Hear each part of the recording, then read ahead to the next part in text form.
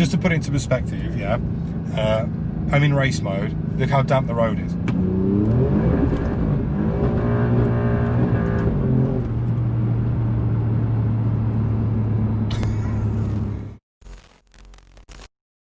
Hey guys, welcome back to another video. My name's Stef and behind me is the Alfa Romeo Giulia Quadrifoglio, and this video I'm going to tell you why I believe that the new model year 20, the MY2020 Alfa Romeo Giulia Quadrifoglio and Stelvio Quadrifoglio are going to be absolutely insane. Now, I'm going to first touch on this car here, which is the 2019 model.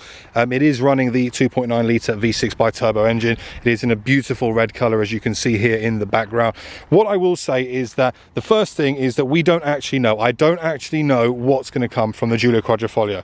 Now, for those of you who subscribe to the channel, you will of course be familiar that I went out to Italy with Alfa Romeo and I went to see the model year 20 Giulia and Stelvio. Now, they had all the cars in the lineup there. They had the Sprint, the Super, the Veloce TI, but they didn't have Quadrifoglio, and there's a reason for that, and that's because the Quadrifoglios are going to have their own separate launch. Now, being fortunate enough to have gone out and driven the new model year 2020 Giulia and Stelvio, I have a very good idea as to what's currently in those cars, and I will be able to give you a rough idea as to what I think, again, none of this is official, of what I think that we're going to see from obviously Giulia and Stelvio Quadrifoglio when that's announced, and I envisage that'll be 2020, but there is no official dates yet, and I wait patiently to see what Alfa will produce. So if we jump in, give you a start up. There we go. Go straight down into race so you can hear those exhausts. Here we go, have a listen to this. Oh, delicious, delicious. Now, one of the things that I've said in previous videos, and if you're a subscriber of mine you will know, is that I believe that first of all the center section and the interior of the Giulia Quadrifoglio, and I think Giulia's in general, up until the point where we've just seen the new model year 20 stuff come out, has been a little bit dated. I think it's far behind the competition and it definitely needed a bit of a refresh. However, for me, I think that all of this kind of stuff in this car, I don't necessarily think it really matters. Now, I'd love to hear your comments below.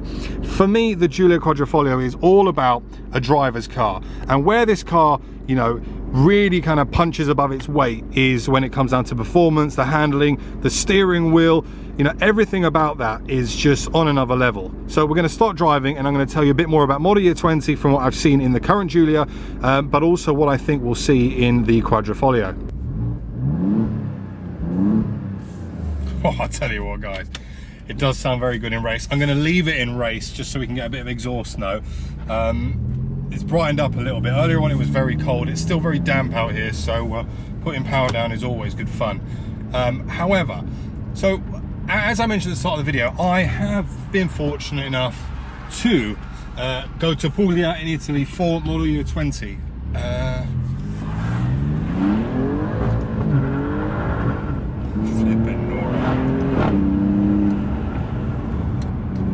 That was about 60% throttle there, and we're lighting up the P0 Corsa tyres. Yes, my favourite tyres that I always seem to drive in the winter months.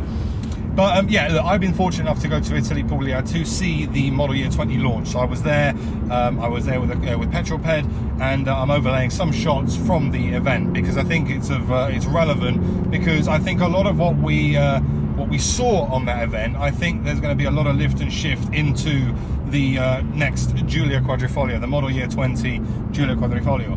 Now, I've said in previous video that for me, this center console almost felt like the last thing Alfa thought about when they were creating the car. They were like, hey, we'll make brilliant car, we'll put amazing engine, and oh yes, put inside. That was the most terrible Italian accent, by the way, but you get the point. It was almost like this was a secondary thought, and everything that Alfa thought about when it came to the Quadrifoglio was around handling, precision, driver involvement, engine power.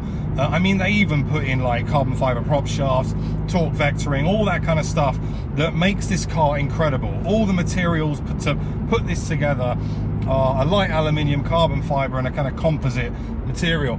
And it's clear that from an exterior perspective, I think they've absolutely nailed it. So it begs the question from a styling perspective, are we going to see anything different in the model year 20 Giulia that we already have? Now, I drove a very nice Orca Giulia Veloce in Italy. Now, an Orca Giulia Quadrifoglio, I think, would look pretty insane.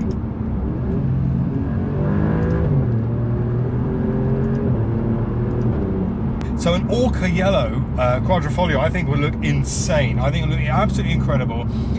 There was also another kind of more very blood red color. I can't remember the exact name, but again, it would kind of marry nicely with the Giulia Quadrifoglio.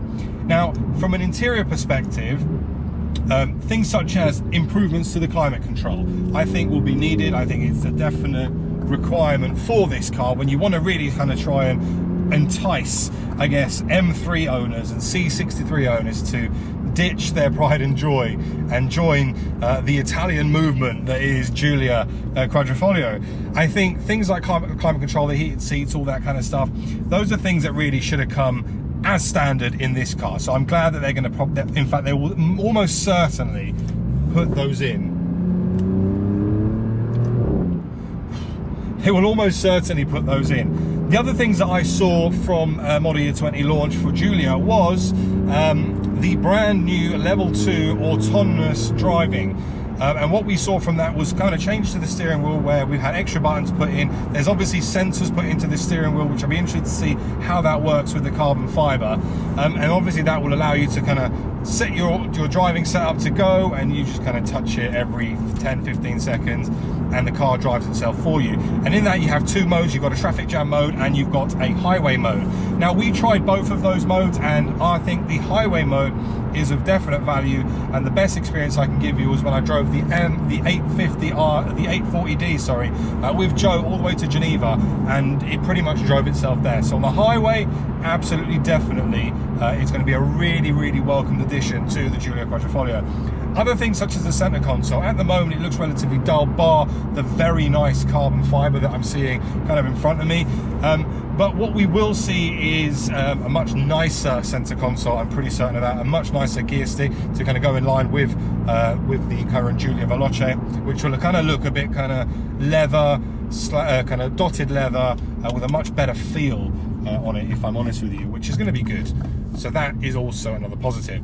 The other things that for current Giulia Quadrifoglio owners who are obviously clearly familiar with the car, is that you're very used to the passive safety assist that you get on this car.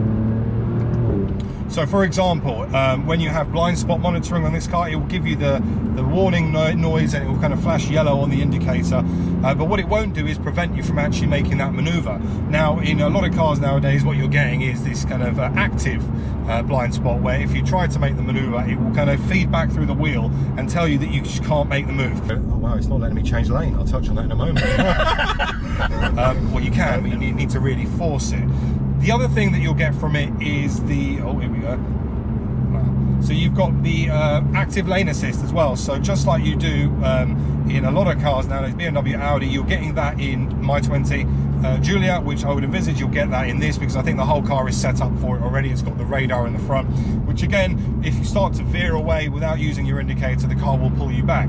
Now, for me, there's a question, autonomous drive level 2, do you really need it in a Giulia Quadrifoglio? I don't think you need it, but it's a nice to have. It's that saying, it's better to have something and not use it than want to use something you don't have. And I think when you start to really look at the competition, those kind of things have to start making their way into the next Giulia Quadrifoglio. The other thing, infotainment system. So for me, looking at this infotainment system, I'm really, I look at it and the pixels are not great. It looks very dated. There isn't much maneuverability in it. It's not touchscreen, whereas the new model year 20 is all touchscreen. So you get obviously all the fancy stuff that I talked about with regards to autonomous driving and enhanced safety features. And Alfa worked very closely with Bosch actually to make that happen. But also what you get is the brand new infotainment system, which really nicely is a touchscreen. So not only do you get the wheel, you also get the touchscreen, which is exactly what you want. And I think in the Giulia Quadrifoglio, I think it's just nice to be able to have both. And again, all it will do is enhance what is an already incredible experience in this car. Because ultimately for me, regardless of what they do to the Quadrifoglio, unless they punch the power up a little bit more, and I don't really think it needs it at all, they might do a couple of little maybe exterior styling here if it's in there, I don't know. Again, I don't think it needs it. I think the car looks beautiful as it is. But the area where I think it did need a little bit more spice is the interior, and I'm pretty certain we're going to see a lot of changes from an interior perspective when we jump in the Giulia Quadrifoglio. And when will that come out? I'm not entirely sure. I would envisage such a high profile product for Alfa, we potentially might see that maybe early February, March, maybe at the Geneva Motor Show. We're not really sure. Who knows? But what I do hope is that I get the invite to the press launch for that, because any excuse to drive one of these, I am definitely on board, and it does make me very happy. Ooh, as we slide away there. I mean, just to put it into perspective, yeah, I'm in race mode. Look how damp the road is.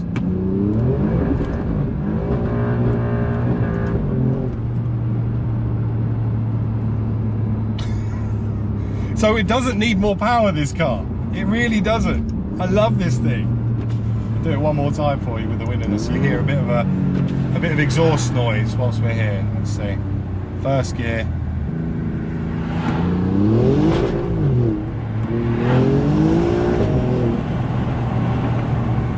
Ironically, we got some grip then. Maybe I've put enough heat into the tyres. But yeah, so from a performance perspective, this car doesn't need much.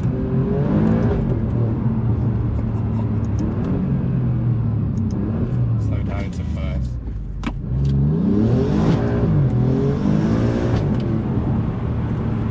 What a beast.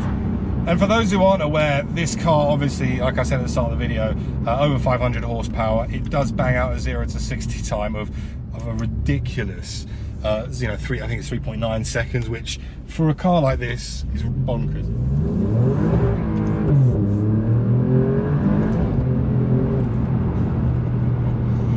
What a vehicle. What a vehicle. So yeah, so I think I'm not going to kind of labour on too much, because I know that some people will watch this and go like, oh my god, you clickbait the hell out of it. But I'm actually fortunate that I was able to go to the launch of MY20, so I've actually had a play, I've had a feel, you know, I've used the new infotainment system, I've seen what the new interior looks like on the Giulia, and I can tell you that if they lift and shift that into this car, I think what it will do is it will turn what is already an incredible car into something that really will rival the competition from an all-round package perspective.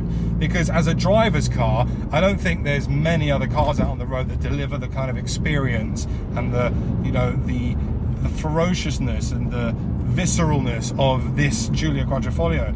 Yes, you know, obviously C63S and M3s completely get that, but I don't know, there's just something about this car, and I think I will be biased if I'm honest, because I'm just an Alfa nut, clearly.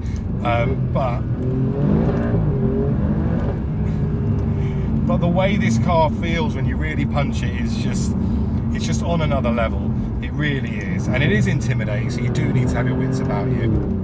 And one thing I would say, if you haven't, in fact, one thing I really hope that Alfa do, I hope they enable race, the exhaust note that you get from race mode. I hope that's on a valve. I hope you can turn it on and off at your leisure, or at least in dynamic mode, because, as in fully on in dynamic mode, not this kind of half open, etc.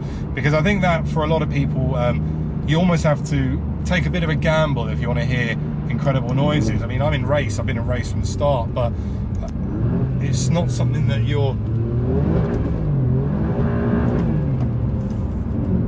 it snakes all over the place, and on the public road it's very dangerous. On a track, amazing.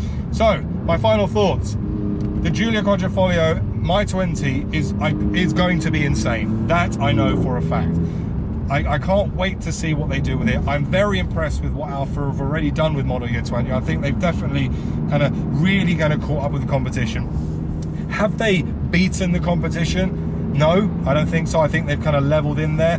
I love the fact that you've got the widgets on the screen now, so you can almost use it like an iPhone, so you can drag and drop whatever your favorites are, which I think is superb. And I love the fact that the climate control has been enhanced. I love the fact that everything just feels nicer. It feels like it should have felt first time round.